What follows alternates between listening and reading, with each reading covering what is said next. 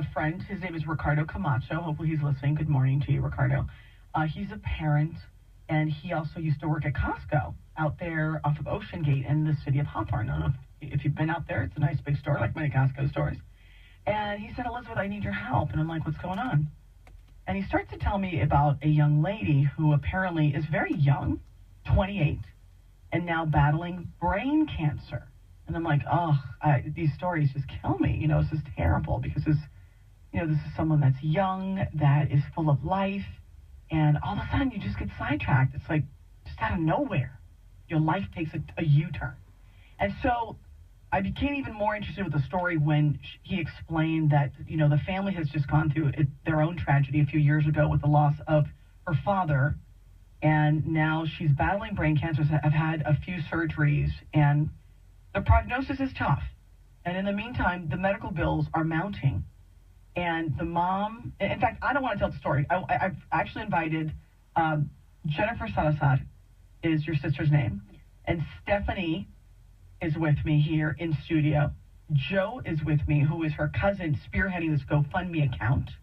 And Harry. Steven, I'm sorry. Where did I get Harry from? Man, I got to stop watching Charles Bronson movies. Steven, you are boyfriend. Right. Jennifer's boyfriend. And you guys are coming together in this incredibly difficult time. And Joe, when we talked yesterday, because I needed to get some more information about the story, Joe made me cry for the record, but it's okay. You cried too, and it's okay to cry this morning because, we want to try to get the word out about the GoFundMe account. But first, let's tell our listeners how this started. So your sister was 28? Yes. Jennifer Salazar, yes. Okay. She was 28 when it all started. Get a little closer to the microphone, sweetie. She had been having headaches for several months, and she'd been to the doctor over and over again, and they said it was possibly menstrual migraines, and they couldn't figure out what it was. And then, I believe in January or December, she had a car accident that was because she was having confusion from her headaches and all of that. And so then she went to go get a CT scan or an MRI and ended up seeing that she had a large brain tumor in her frontal lobe. And so she's 28 years old, completely healthy otherwise. Yeah. And she's been a Costco employee at that Hawthorne store for about 10 years? Yes. And we love Costco employees. They're generally very happy and, helpful, right? Yeah. That's your sister? Mm-hmm. Yeah. She was in member services, so she was really very involved. In the customers. You lost your father. Mm-hmm. How did that happen? He did in a car accident when I was 15. He'd been in a car accident when I was 15. He was driving to work around 4 a.m., and he'd been called into work last minute, and we're not really sure, but his car veered off, another car hit him, and then he passed away that night.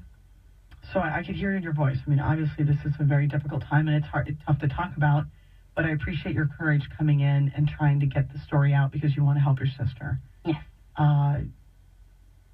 When you guys found out as a family that she had brain cancer, what was that like?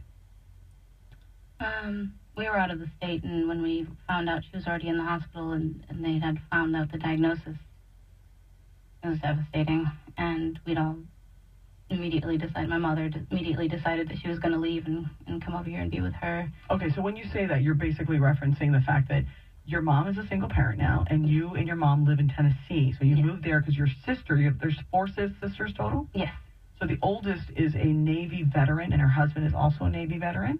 And her husband is currently still in the Navy. Oh, still in the Navy. So you moved out there to be with your mom, and your sister had everything set up here. So she stayed. She's from Hawthorne. And when this happened, you've now uprooted everything you know. Yes. You're not working, and you're trying to take care of your sister. And now the medical bills are piling up. And Joe, this is where you come in as the cousin who cares, who's put together this GoFundMe account. That's correct. I've been able to witness firsthand what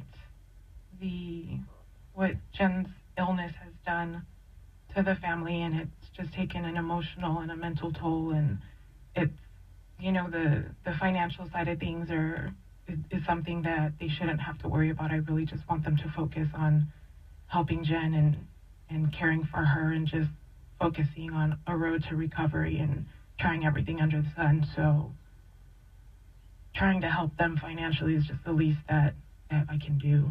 So Jen right now, Steven, she went from being someone who runs around.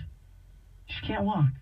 She can't walk anymore. Yeah, it's been pretty difficult for everybody because, this has been about a 3-year battle now at this point, and we've had ups and downs, peaks and valleys, and, this disease is really starting to take its toll on not only her, but the rest of us as well. And she's, like you said, she's losing control of the right side of her body, and she needs So she's help. paralyzed now? Paralyzed in the sense that she doesn't have control of a lot of her facilities, but she can still feel, and she knows it's there. But she can't walk. She can't do some of the things she can normally do. I don't want you guys to be embarrassed about the things that No. she can't do anymore. I know that this is really hard, and I see it in your eyes, and so I appreciate you again being courageous. But sadly, this is the process, right? I mean, it's not her fault that she went from someone who could take care of herself to now requiring you to give her a bath, requiring you to take her to the bathroom. That's the reality you live in, and that's 24 hours a day, which is why you put together this GoFundMe account, because mom and sisters can't go to work because who's going to take care of her? And Stephen, I'm sure you have to go to work. Yeah. Mm-hmm. And you've been together for how long? We were together for about 6 months, 7 months, and we dated, quite a bit before then. And about 7 months is about the time. Information about the GoFundMe account, okay? And hopefully you feel a little bit more comfortable in the studio. I know this is the first time for you. And hopefully, if your mom is listening, right, Jennifer?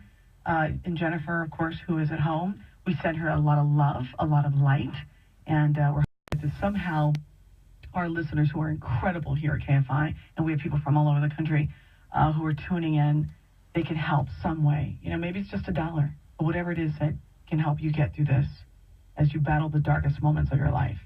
This is Sunday Morning with Elizabeth Espinosa, KFI AM 640. Deborah Mark in the newsroom with the very latest. Donald Trump promises to take his campaign